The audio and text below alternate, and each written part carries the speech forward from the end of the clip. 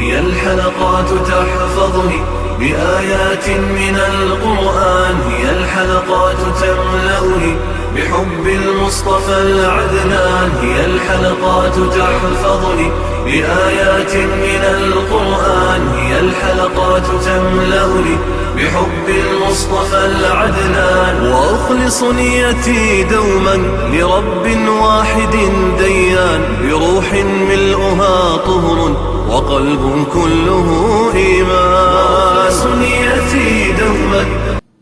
औज़ुबिल्लाहिमिनश्शैतानिर्रजीम बिस्मिल्लाहिर्रहमानिर्रहीम। नाज़रीन करम अस्सलामु अलैकुम वरहमतुल्लाहि वबरकातुहू। इंशाअल्लाह तबारक व तआला आज हम लोग पढ़ेंगे अत-तरकीब का सबक नंबर 5, मुज़मरात के बारे में चंद जरूरी बातें। अब तक जो है वो इस सिलसिले में हम लोग तकरीबन जो है वो 3 वीडियोस बना चुके हैं।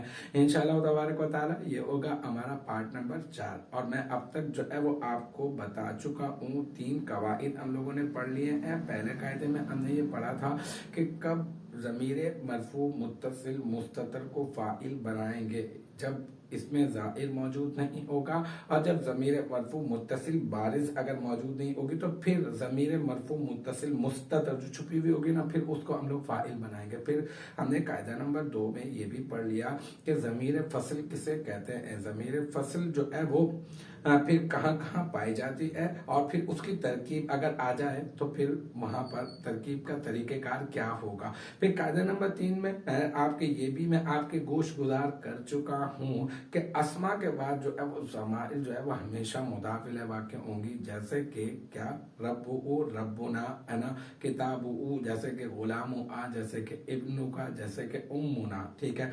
अच्छा, आज जो है वो एक बात है, बहुत छोटी सी और बहुत छोटा सा कायदा है, लेकिन समझने से ताल्लुक रखता है और इसको भी आप अपने ज़हन में रखेंगे ना तो तरकीब करते हुए बहुत ज़्यादा ये चीज़ भी आपके काम आने वाली है। तो वो क्या है, वो ये है कि देखें जनाब, आपको तो पता है ना मुरक्कब तौसीफी के 2 जुज़ होते हैं।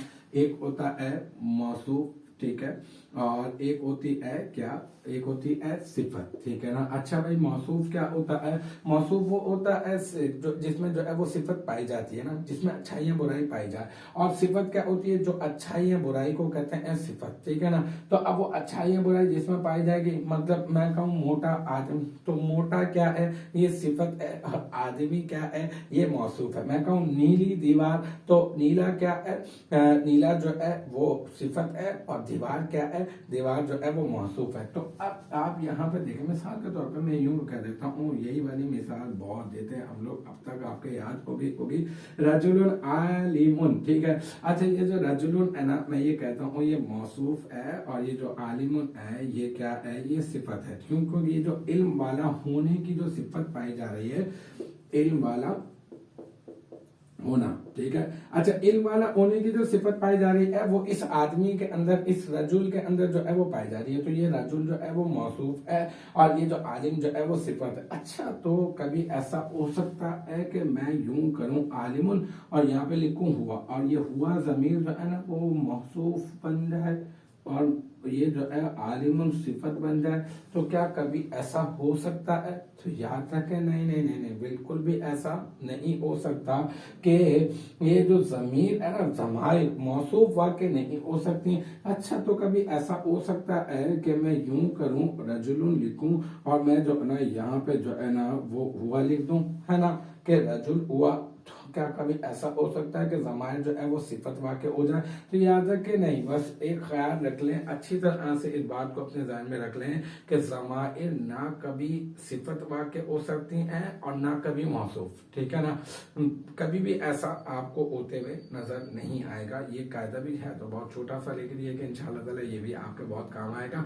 तो अल्हम्दुलिल्लाह हमारा कायदा नंबर 4 भी अपने इख्तिताम को पहुंचा। मुझे उम्मीद है कि यहाँ तक की जो बात है वो आपकी समझ में आ गई होगी। इंशाअल्लाह तबारक व तआला नेक्स्ट टाइम अगली वीडियो, अगली क्लास के साथ मुलाकात होगी।